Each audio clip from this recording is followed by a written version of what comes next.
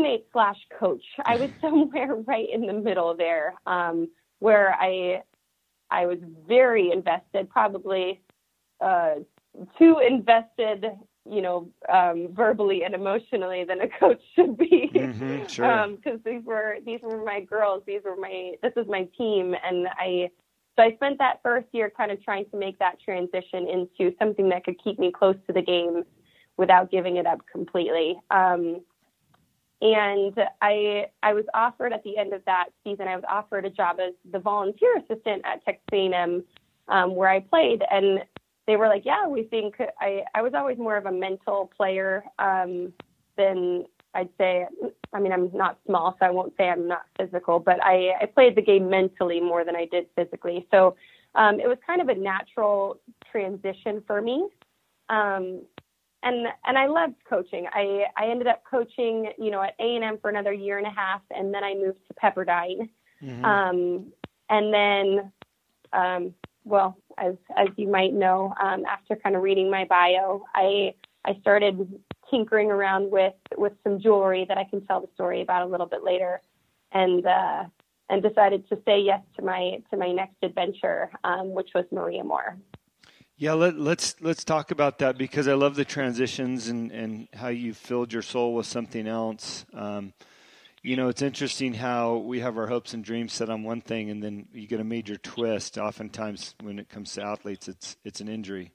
And it sounds like you kept your head and your spirit alive through coaching, though, even though you couldn't play.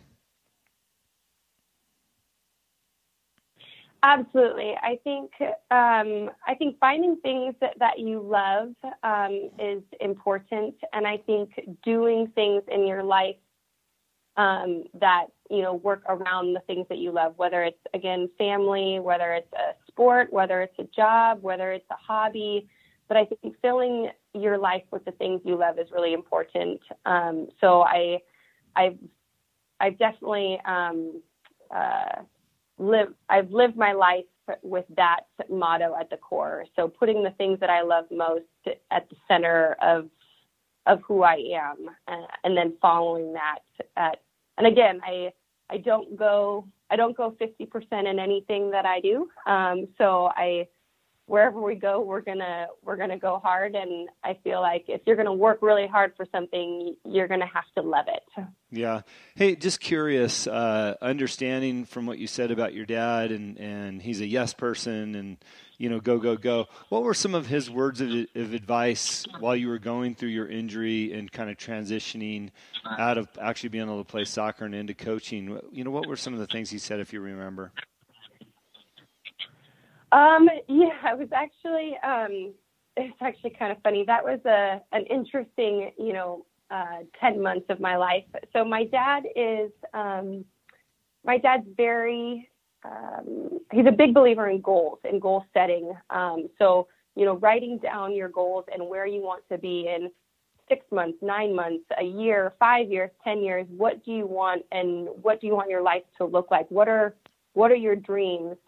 And then how do you get there, and how do you work towards those things every day? So the hard part when I quit soccer is that I didn't know, the list that I had for my dreams, where I wanted to be, went kind of out the window. So his first, suggestion is write down the things that you love, the things that you enjoy doing, and then write down where you want to be and what you want your life to look like, and kind of combine those two things, and we can kind of come up with a path to get you the things that you want. Mm-hmm. So, what do you enjoy, and how can we build a life, out of your new loves, versus the love of soccer? And it took a little while. We actually,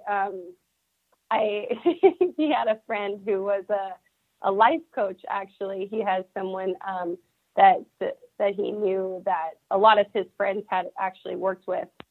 And so I started meeting with her, over the phone, because I was still at school. And she was here. And so I met with her over the phone. I think it was once a week, mm-hmm. for about maybe 5 or 6 months, as I just kind of transitioned. And it kind of helped me clarify a little bit more of what I wanted. But I felt like, I wanted to be going somewhere and doing something immediately. And I knew that I loved soccer, and I felt like it was really hard for me to give that up completely. So I knew that I enjoyed fashion. So a lot of the things that I talked about with, my life coach, I took a bunch of fashion courses and, personal styling courses online, so that I had those certifications, but I just didn't feel like anything was catching my interest quite like soccer had. So when the opportunity came up for me to be the volunteer assistant at A&M, and then I got, side jobs coaching in the area for youth soccer, which was just wonderful. So I kind of ended up jumping back into that. But I'd say following, some of your goals, if you write them down and look at them every day, tape them somewhere, tape them on your window, tape them on your mirror in your bathroom, just kind of finding a way to follow those goals. Mm-hmm. And then funnily enough, once I was done with soccer, all of those certifications kind of came back to help me. So it's funny how, I suppose even saying yes to them slightly ended up helping me in the future. Yeah, sure. Your dad sounds like a man after my heart here. These are things that we talk about all the time on the show.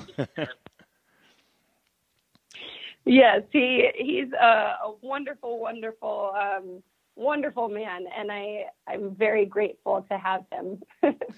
So I diverted you as you started to talk about the launch of your jewelry business, or at least the notion of doing it. Do you want to walk us through that and tell us how it began? And I know I've read some wonderful stories online about your business, and maybe you can tell those stories as well about the jar and everything.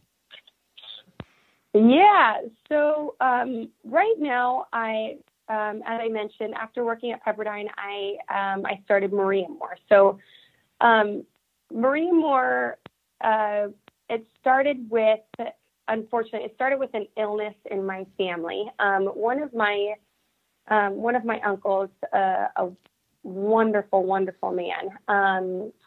He was diagnosed with lung cancer while I was a junior in college, and during his year-long battle with lung cancer, one of my other aunts, unbeknownst to the rest of the family, started collecting these coins that she found on the ground that she believed were pennies from heaven for him. So when you see a coin on the ground, she believes that, it says, "In God we trust," and it's a message kind of sent down from a guardian angel looking out for either you or someone that you're praying for that day. And it ended up being quite a common belief, which I didn't know at the time. But so she started collecting all of these coins that she found during his battle. And unfortunately, when he passed away a year later, we were all at the funeral, and we had a little reception after, and she had a jar. I mean, if you imagine, it was probably 60, it was the size of bigger than a big water jug. Like if you bring like a liter of water, it was probably almost two of those. It was this giant glass jar that she had hand painted, filled to the top with prayers that were for him. And she gifted this jar to his daughter and his newborn grandson, who was 6 weeks old. And they were sitting next to me at this reception table. And it was one of the more moving experiences of my entire life. And I loved the sentiment and loved the idea of collecting prayers for people in your life that needed them. And being able to, just as a small reminder, and it just keeping those prayers for, either for them or for you. And so I started collecting the coins that I found on the ground that I felt like were for people in my life.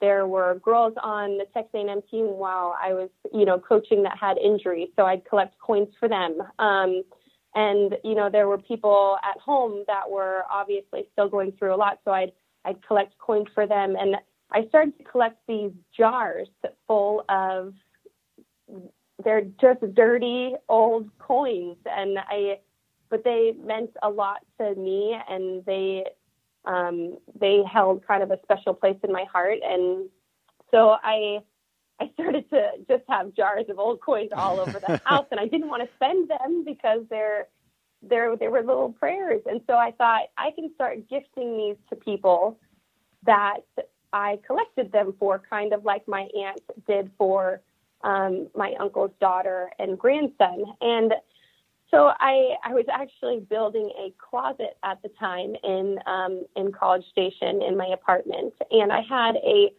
drill sitting next to me and thought, if I drill a hole in one of these coins, I could probably hang it on something. I've always loved fashion, loved jewelry, and so I thought I could hang this on a piece of jewelry. Then they could keep it with them and have it be like their little prayer penny, their little lucky penny that they could keep with them. That was their prayer. I found this when I was thinking about you, and it was their little prayer.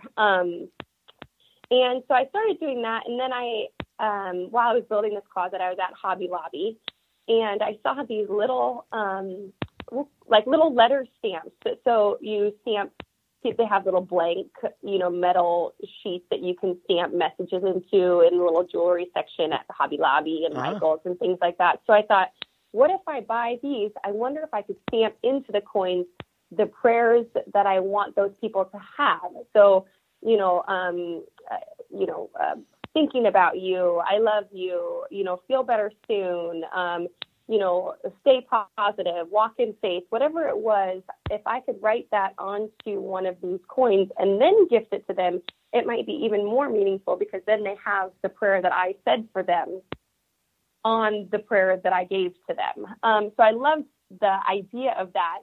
And so I brought them home and kind of had to work with it a little bit, but it worked. And I would go out to the train tracks, actually, which were, drive straight through Texas A&M campus, and I'd go flatten the coins because I was having a little trouble working with unflattened metal.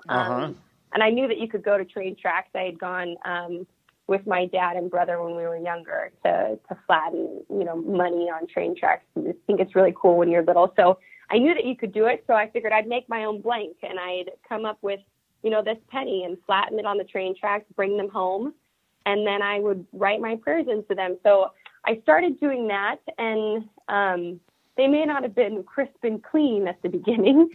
They were funky shapes and dirty, and the letters were always a little bit off, but I loved them. They were unique, just like the people I was giving them to, and just like the prayers that I was saying for those people. So it kind of grew out of that, and people started loving them, and I started getting a little bit better at writing my prayers on there, so I could write longer messages. And it just kind of was a little side hobby when things would, get stressful for someone, either for me or for somebody I loved. I would stamp out one of these coins.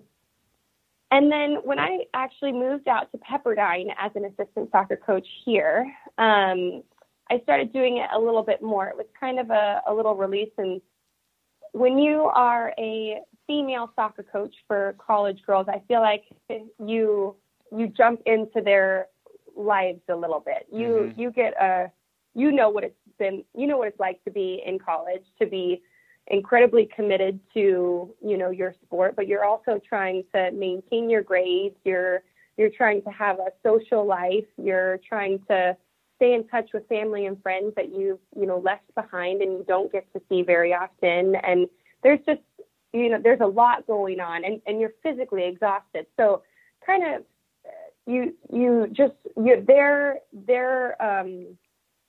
their weight becomes your weight. And so I started making these coins with them in mind. And so I started to make more and more. And then I was wearing one of them actually in Santa Monica, where I lived at the time while I was coaching. And I had a little boutique really fall in love with them and asked I was interested in selling them. And I had never thought of that before.